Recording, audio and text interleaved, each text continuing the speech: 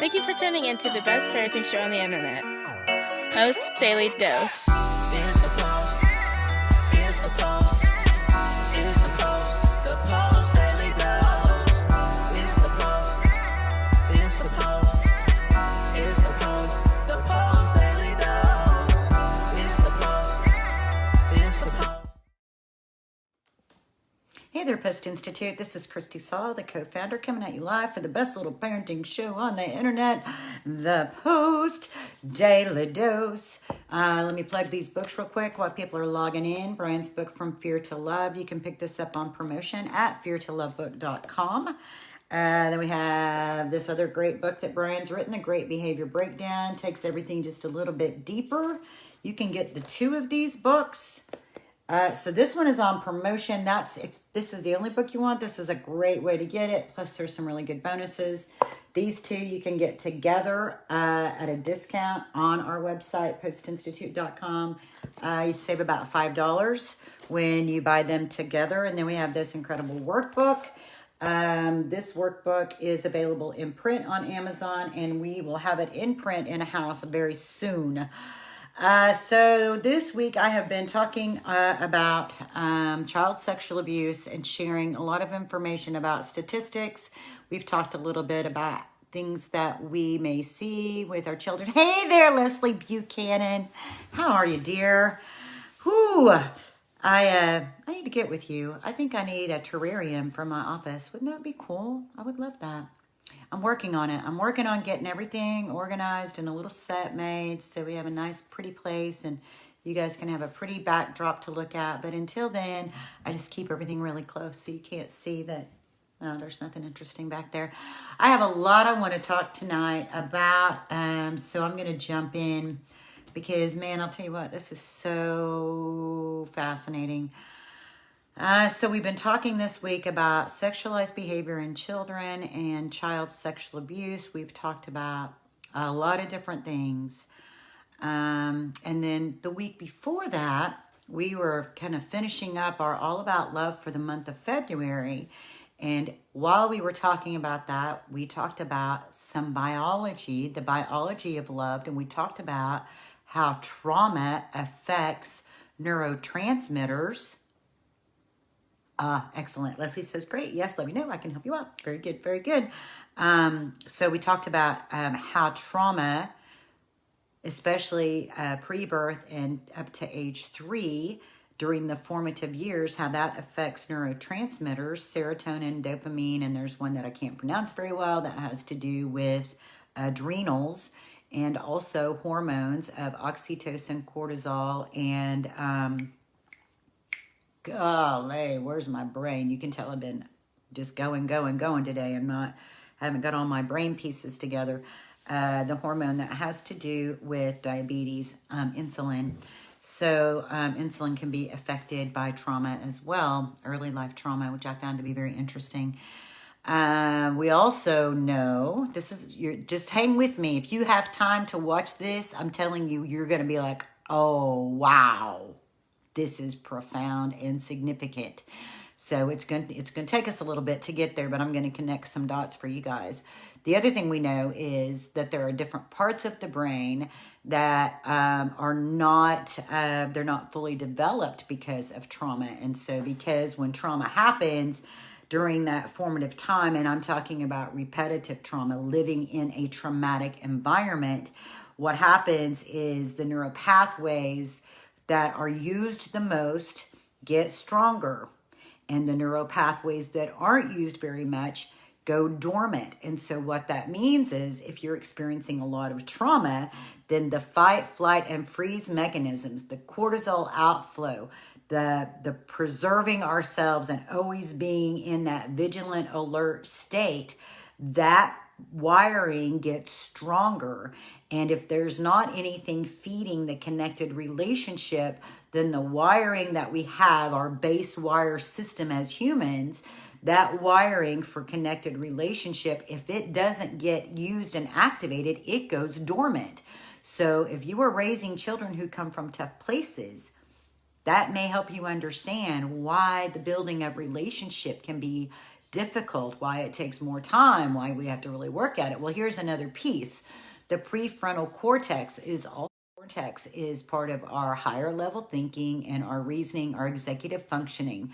Now, we're talking about child abuse. So let's jump over. These are things we talked about back in February. The last couple of weeks in February, we were talking about this piece of trauma.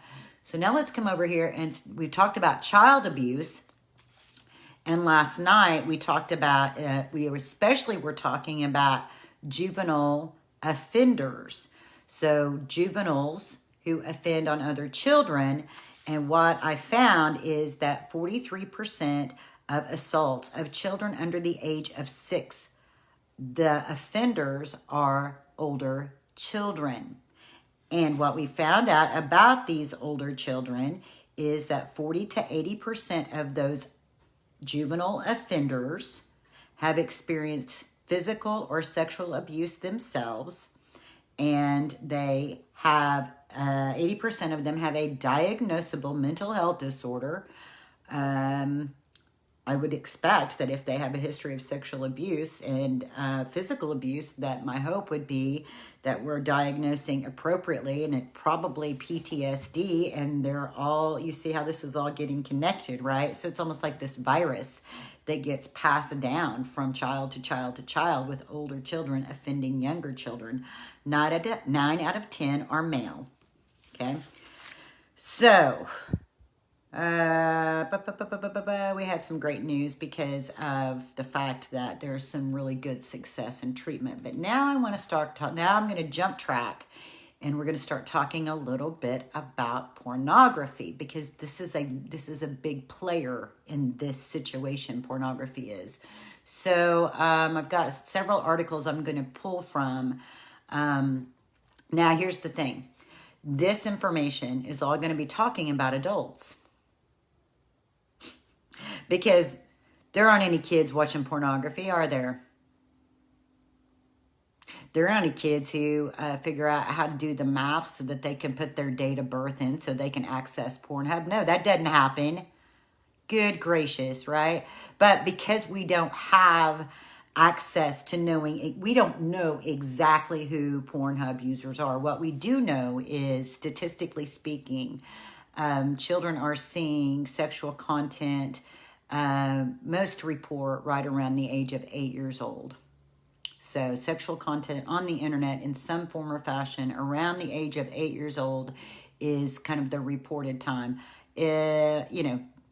Of course, we know, statistically speaking, there could be many who are much younger and some who are older. So 8's like that mean average age. So let's talk about some of the effects on the brain of pornography, because I think you guys are going to find this pretty interesting. This is an article out of neurosciencenews.com, and it's from 2019. And I'm going to kind of scan through it. I've read it several times, but I don't have it committed to memory.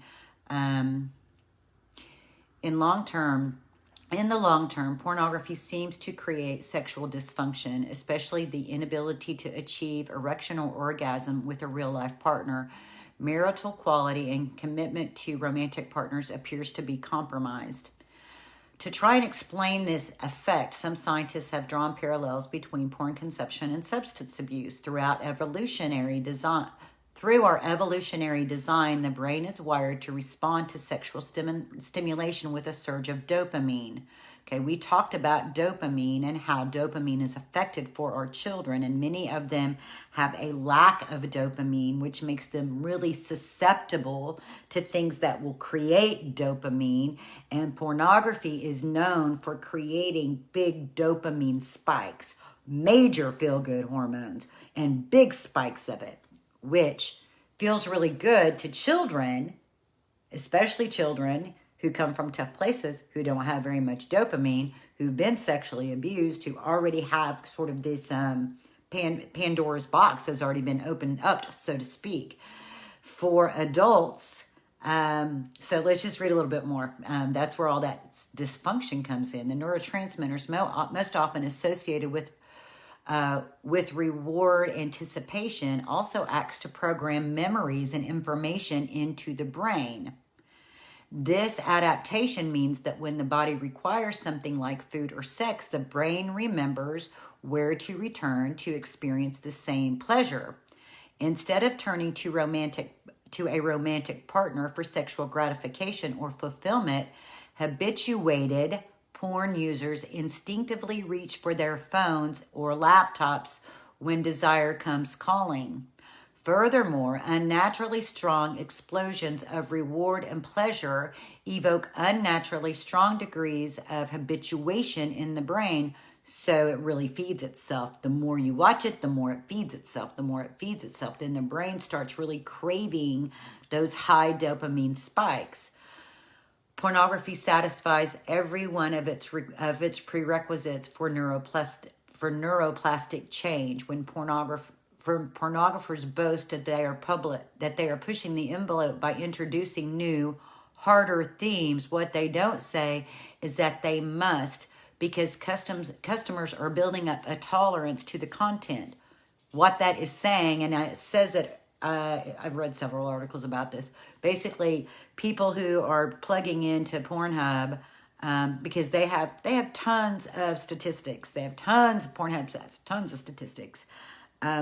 People don't plug into Pornhub and watch. The term conventional sex is what was used. So I'll just use that term, conventional sex. Okay. And that the themes get harder. There's more aggression, more and more aggression, and the viewers become desensitized. So in order to keep the viewership, they have to get increasingly aggressive in what they're putting out there in the content of pornography. Porn scenes, like addictive substances, are hyperstimulating triggers that lead to unnaturally high levels of dopamine secretion. This can change the dopamine reward system and leave it unresponsive to natural sources of pleasure. This is why users begin to experience difficulty in achieving arousal with a physical partner.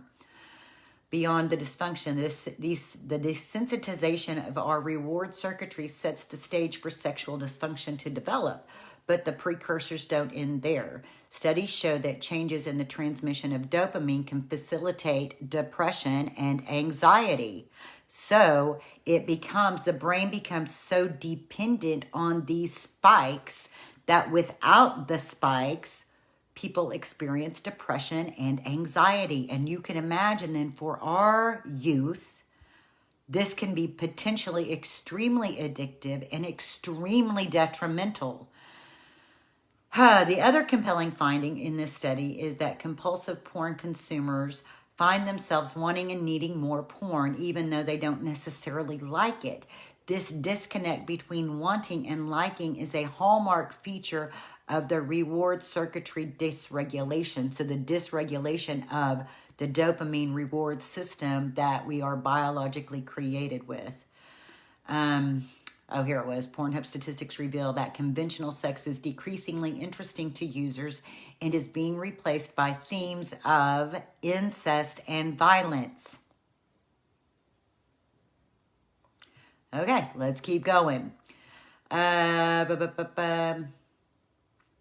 So the perpetuation of sexual violence online is particularly troubling as rates of real-life incest, and it says incidents may, so I'm saying it hasn't been thoroughly researched, may escalate as a result. Some scientists attribute this relationship to the action of mirror neurons. We know about mirror neurons. These brain cells are aptly named because they fire when the individual performs an action, but also by observing the same action performed by someone else.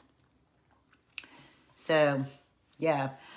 Let's see. Then this part I think is extremely important. It talks a little bit more about the mirror neurons, but I want to tell you guys about this. Porn use has been correlated with the erosion of the prefrontal cortex. I just told you that trauma damages the prefrontal cortex. The prefrontal cortex is responsible for higher levels of thinking. Let's just click back over here real quick. I'm telling my brain's a little executive functioning, higher levels of thinking, reasoning, It helps us with impulse control. You see, this is going no place good, right? This is going no place good, especially for our children.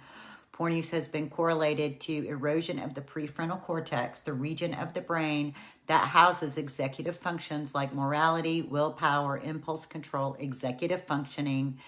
To better understand the role of the structure in behavior, it's important to know that it remains underdeveloped during childhood. This is why children struggle to regulate their emotions and impulses.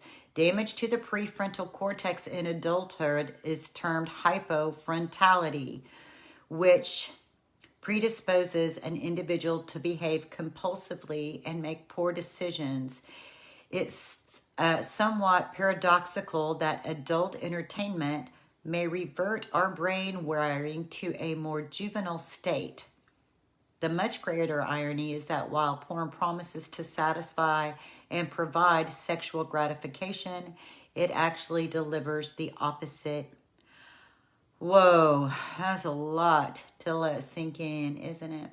So now let's just come over here. Because I needed to know for sure what the date of this article was. This was in December of 2020, so not that long ago.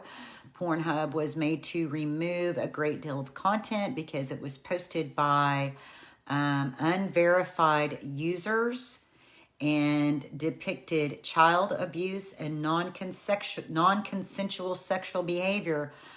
That's such a nice, sorry, auto ad popping up. I think non-consensual sexual behavior, that's such a polite way to say rape. So on Pornhub, you could watch rape and you could watch child sexual abuse. All right, great. Okay, so now I'm clicking over here to an article from 2018. Incest is the fastest growing trend in pornography.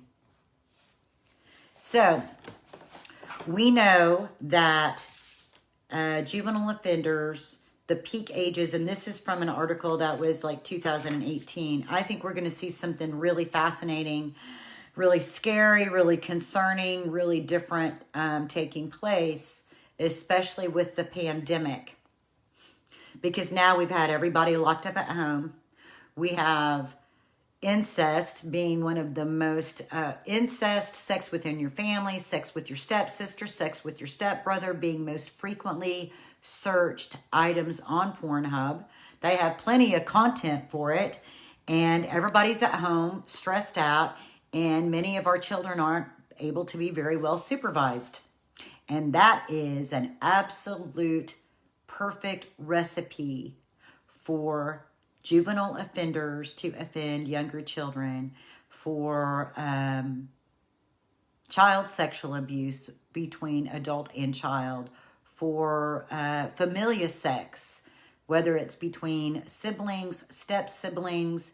I feel like because this baseline knowledge that everybody has this, something's not okay about having sex with people that you're biologically related to. I think it puts adopted and foster children at an increased risk.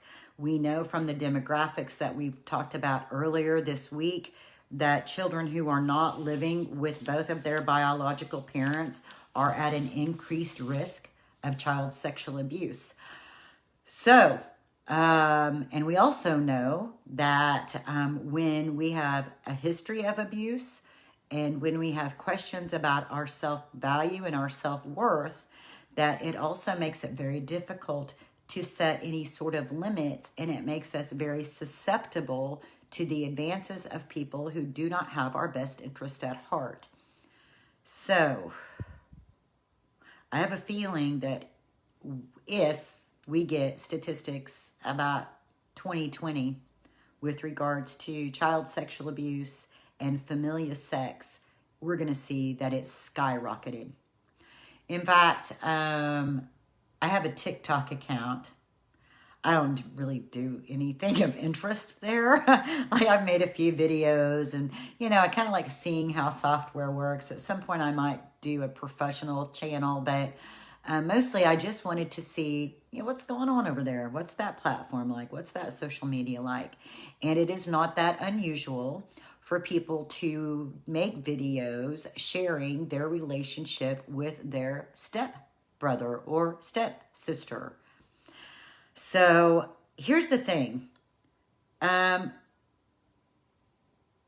Interfamiliar sex is not anything new. We know from the statistics. We know based on the 2006 statistics that are the only ones that we have that we keep quoting, that 1 in 4 in a retrospective, as so adults reporting about their childhood report, there's a 1 in 4 report of child sexual abuse for women and a 1 in 6 report for men. Now, if that's what's reported, there's a lot of people who didn't get asked. So you can bet that that number is much higher, and that number is going to be increased. And it feels like, I guess what my big question mark inside of me is, are the numbers truly increasing?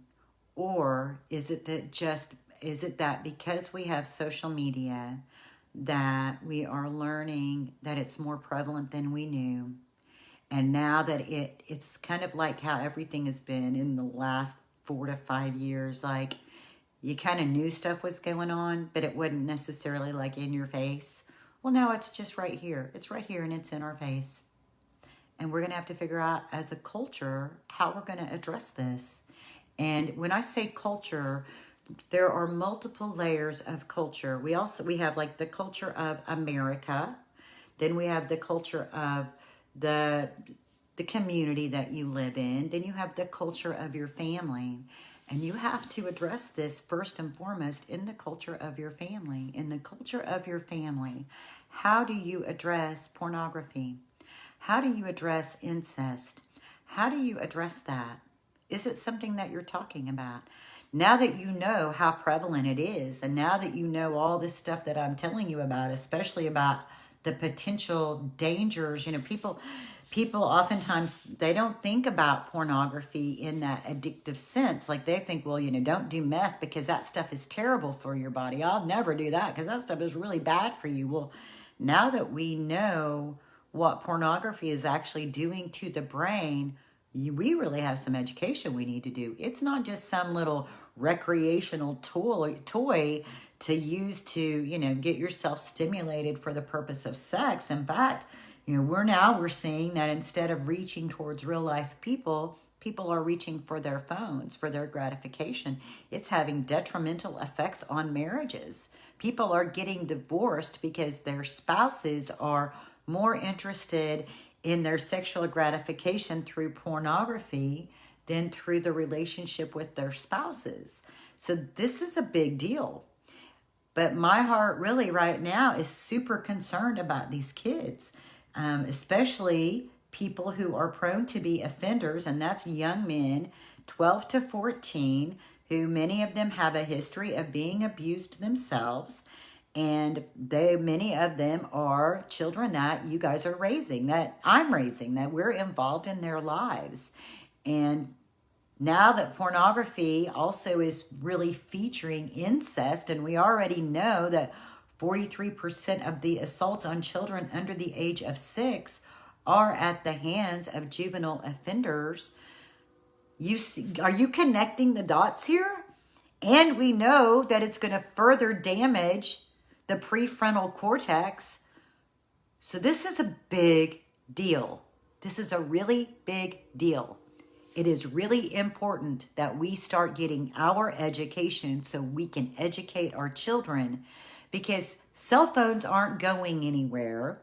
And it really doesn't matter how many parental controls you put on a phone. Our kids seem to have a way of finding their way around them. Now,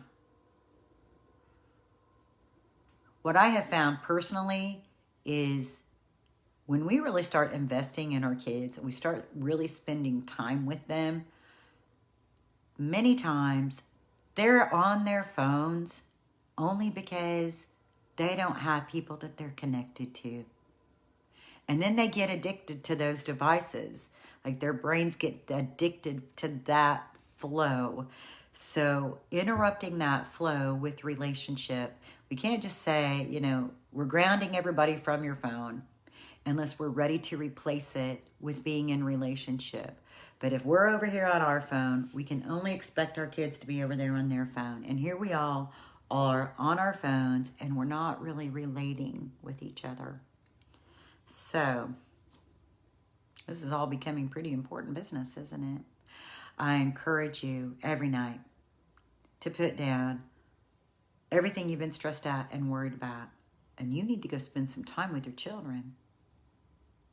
They need a lot of attention. They need a lot of supervision. They need a lot of guidance. They need a lot of healing from the trauma they've experienced. And that healing is going to come from the loving, connected relationship with you. Many of them have not been in relationship with any adults who didn't have something in the game, meaning they weren't getting paid to take care of them. They weren't getting sexual gratification from the relationship with them. So many of our children have not experienced unconditional love. So many of our children have always experienced relationship with adults who were bypassing their souls for their own needs and their own gratification. Go spend time with your children. It's Friday. Play some games. Get a family game night going. Pull out the dance party. Make some cookies and decorate them. Do some arts and crafts. Go do some woodworking. Go take a walk. Go watch a movie together. Even watching, like sometimes pulling out shows that bring up some of these topics so that you can then use that as a platform for educating them about what's out there in this fast world. And they'll be like, oh, I got it. And you'll be like, no, honey, you don't got it, because you need to know. This stuff can have a majorly detrimental effect on you. And I don't want to come visit you in prison. I don't. I want to do everything I can to help you. I want to do everything I can to, if it ends up that way, I'll come. I'll still be there. No, I'm not ever going to give up. Those things can happen. It's not the end of everything. I just want to encourage you guys. They need to know that you are in this for the lifetime. It's so important. And it's a game changer when they realize it. It is a game changer when they realize that you really do have their best interest at heart. So let the love you have for them shine from your eyes. Let it emanate from your being. Let it be the position of your heart. And remember, in any given moment, we can act out of our blueprints of stress and fear and overwhelm. Or we can take 1 to 2 to 3 deep breaths and we can choose love. I hope you choose love. I do know that we turn to pornography, we turn to sexual acting out more often when we are more stressed. So, love really is healing, and your relationship offers way more than you ever knew. You are so important. Much love to you guys, and stay